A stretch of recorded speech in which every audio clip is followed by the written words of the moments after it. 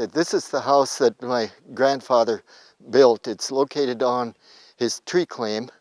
He moved here after he had built the sod shanty on the original site, and he built a sod house just to the east of this house that he actually lived in until this house was built. And he never got to live in this house because the infection that he got from blood poisoning from his injury during butchering. So the family was the only ones that got to live in it, and they lived in this house.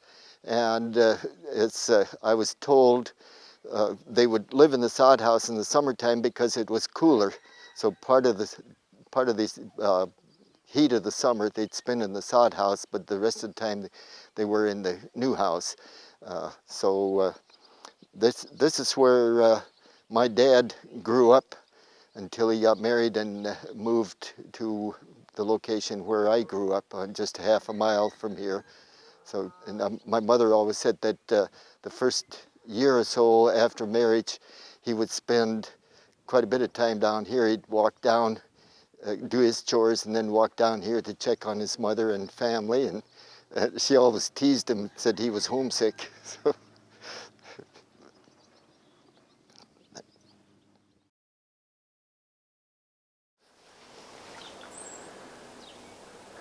What's this building? This is the bathroom. Outhouse is what we call it, and this is where the day started and a lot of times ended, I suppose. Middle of the night was a challenge to come out here. To begin with, if you were afraid of the dark, you'd almost invariably ask somebody to go with you, and of course they'd be outside while you were inside, and so there's lots of memories in there.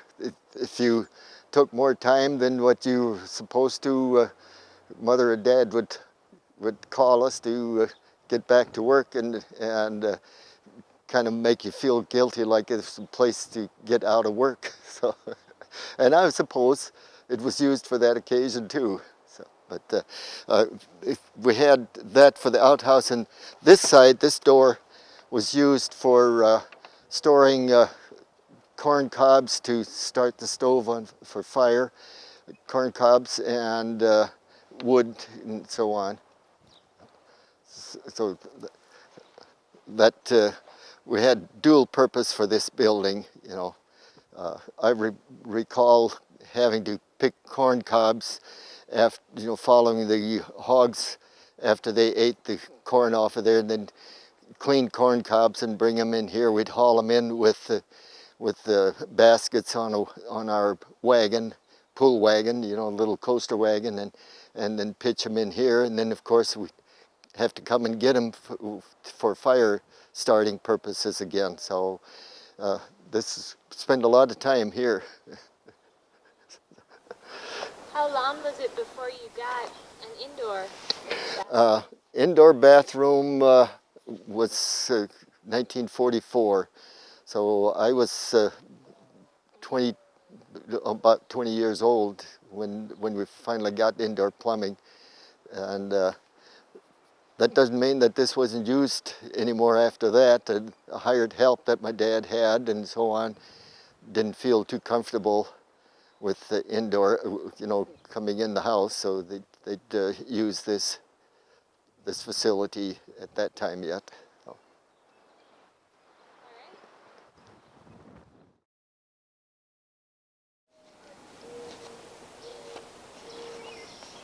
All right, where are we at?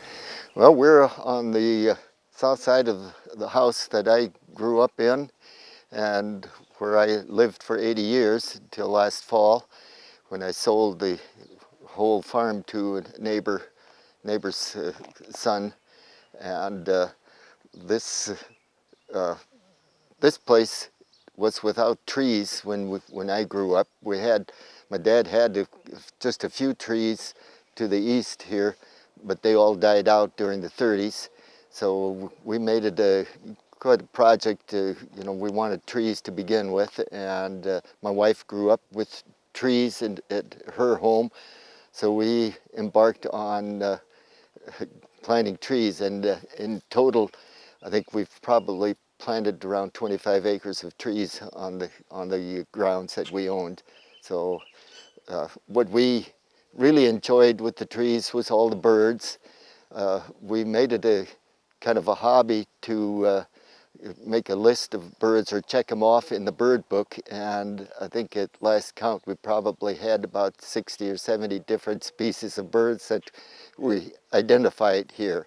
In 1976 we added, just from where I'm sitting to the east, we added a family room, and I'd enjoy sitting at inside in the family room, but right by the windows,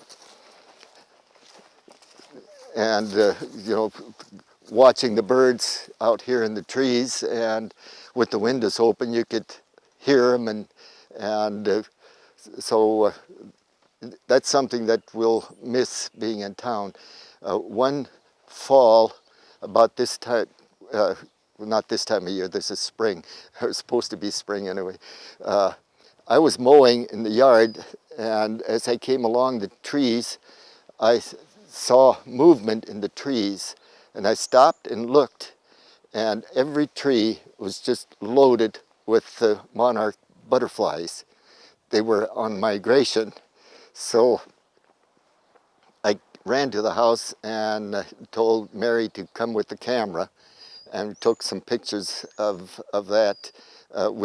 That was the only time in from 1950 until last fall that we saw just a big bunch of butterflies like that. It just happened to be in migration and happened to pick our shelter bell to nest for the night, and they stayed there until we had a northwest wind, and then they took off and to ride the wind south. So that was neat to see. The other incident I'd like to mention was one night my daughter was home, our youngest child was home alone, and she was watching television, and she said she had the shades open on the windows here, and she had the feeling that somebody was watching her. She didn't know, kind of scared her, spooked her, so she turned TV off, turned the lights out, and started to go to the other part of the house, and she noticed a deer looking in the windows. So that is something that we'll miss too, is all the deer. We had deer rub on the house, wake us up in the morning, where they were actually rubbing on the edge of the house here, so we enjoyed that. So. Now, you mentioned that your parents had trees, but they died out during the Dirty 30s. What do you remember about that time? Dust storms in particular. I was only about 8 years old when that happened, and I was, like I mentioned earlier, I was my mother's maid, so to speak, and I recall seeing black clouds coming from the northwest, just a wall of black, and of course that was a signal to go and lock everything down, and any papers that we could find, we'd wet them and put them in the windows and close the windows to try to keep the dirt out. But even at that, after the storm would die down, we'd have to wipe everything up. There was dust on everything, so that made quite an impression on me, and probably one of the reasons that I got involved in conservation work. So, and it's been a lifelong goal for me to make the world better and keep things green as much as possible. The one thing in the 30s that I recall was my grandfather's funeral. He died May 4th in 1934 and was buried on the 9th of May. And the day of the funeral, the storm came through, and we could not see far enough ahead to follow the next car. We had to, the procession from the home to the church, somebody had to walk in front of the car to make the car stop in case it get too close to the next one. So never forget that. The other thing I remember about the 30s was I was outside playing, and all of a sudden I saw a little wisp of cloud in the sky, and I ran in and called my mother and said, "Come out and look, we're going to get rain, there's a cloud." So we didn't have very many clouds in those days. But other than that, I guess thistles. Remember putting thistles up for hay, and of course I didn't have to do much of that. I was too young, but recall walking in the thistles when my folks would be working, or the hired help, be working in the fields putting up thistles. I do remember later on when we did get some rain, and that burning thistles along the fence lines, trying to get things back in normal conditions. So, okay, that's. Do you remember any locusts coming through? Not locusts, but Mormon crickets. Mormon crickets and grasshoppers. Grasshoppers in the 30s, 33, 34, were so thick that they actually almost shaded the place. And the north sides of buildings would be covered. They'd try to get into the shade, and they'd actually eat the paint right off of the walls of the buildings. So or in the wagons when they were out in the fields working, the hoppers were so thick that you couldn't put your hand on any part of the wagon without putting your hand on hoppers. But Norman crickets were just seasonal, so it was just 1 year that I recall that we had the Mormon crickets. But I know my dad, recall him spreading poison, for the hoppers and crickets, to control them, to try to keep them out of the fields. They'd put poison around the edge of the fields, but to no avail. So that's about it, I guess.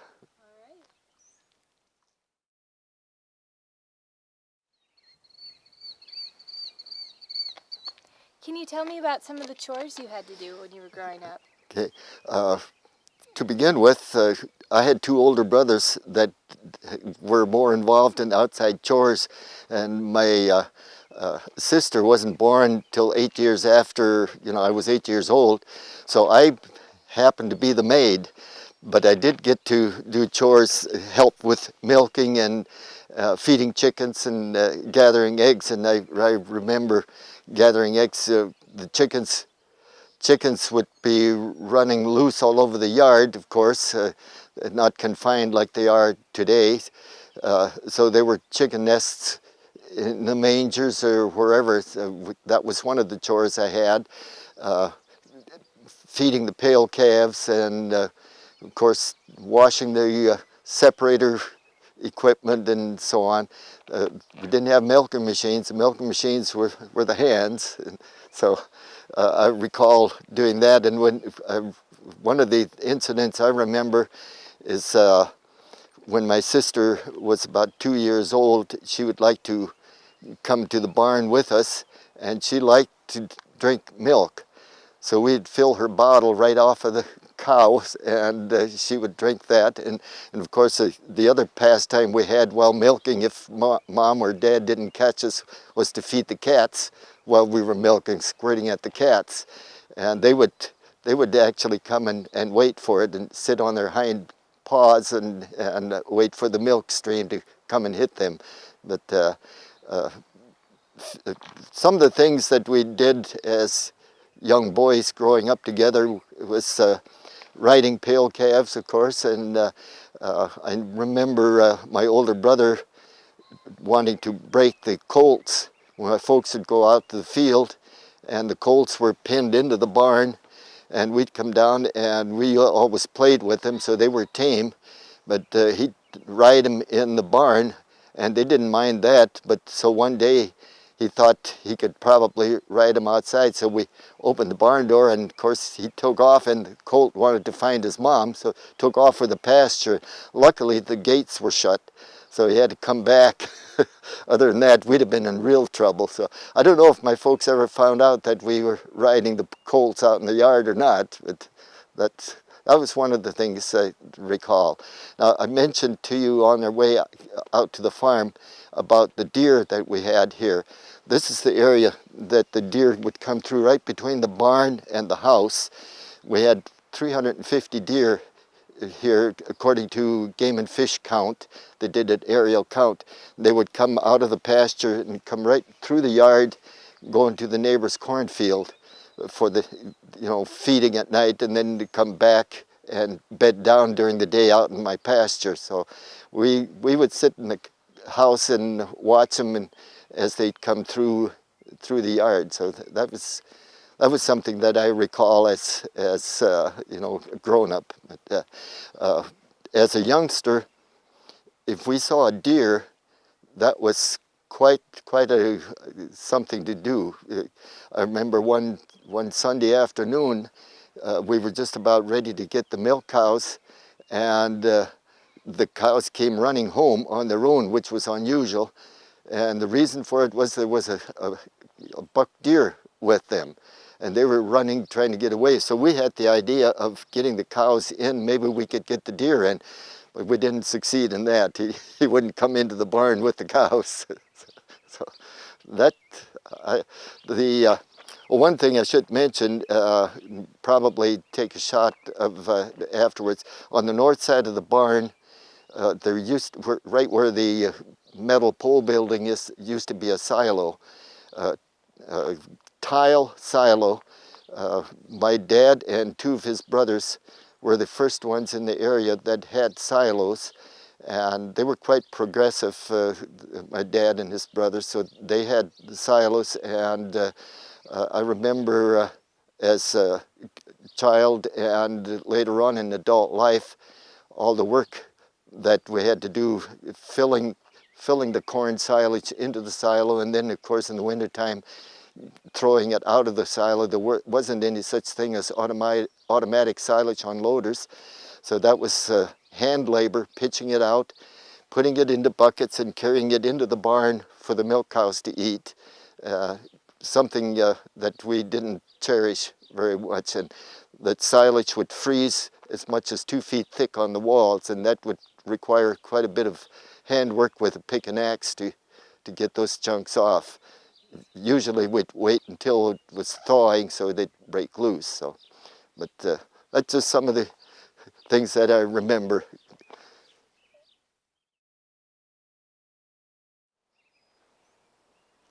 All right, Robert, where are we standing at? We are in front of the barn that my dad built in 1924, a year and a half or 2 years before I was born. And the barn is still in real good shape. It's probably one of the better buildings in the area yet for that age.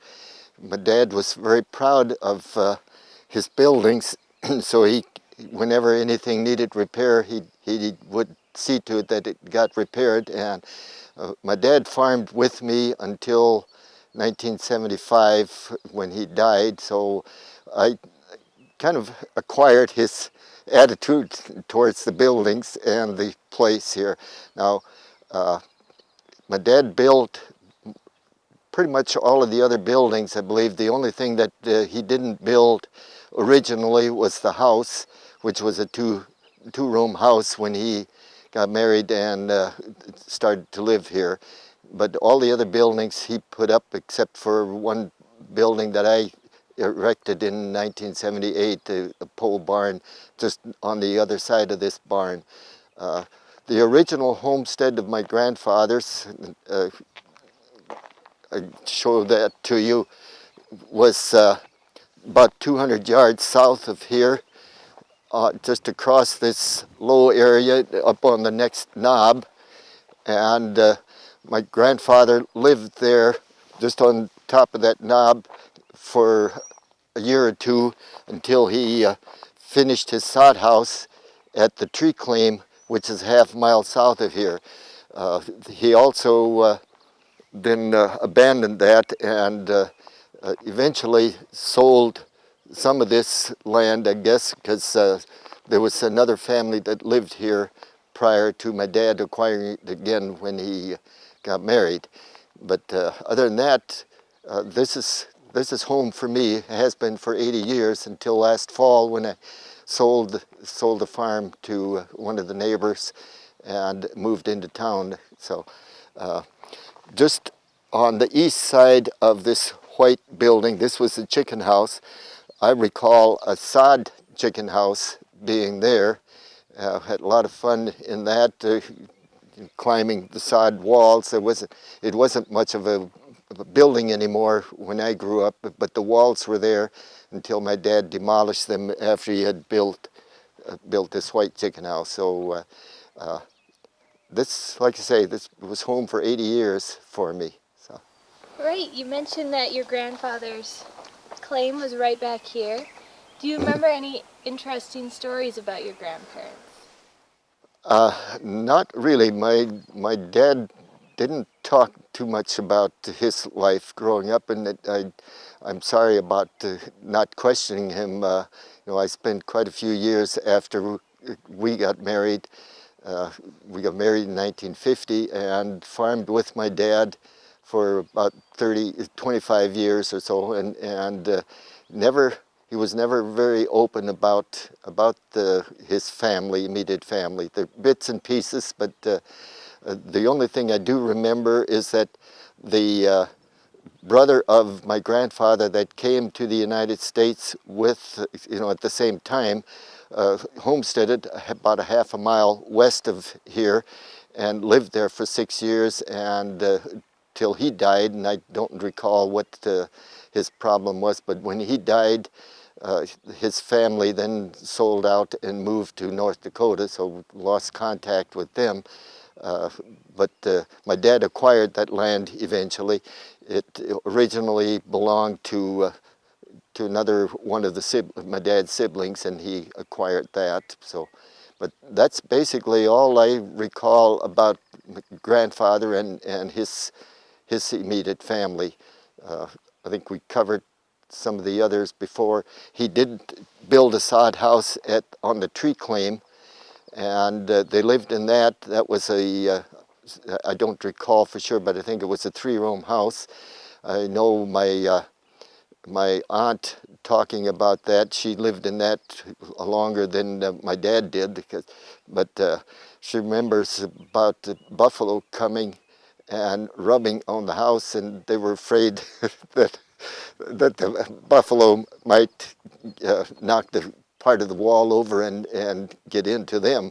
But I guess he left, so they had to do some repair work. But and that sod house stayed there until, I don't know, about 30 or 40 years ago when it was demolished. But my grandfather had built a wooden home, which is still existed now, and didn't get to live in that because about the same time it was when he had the blood poisoning and died. So he built a house. It was brand new, but never got to live in it.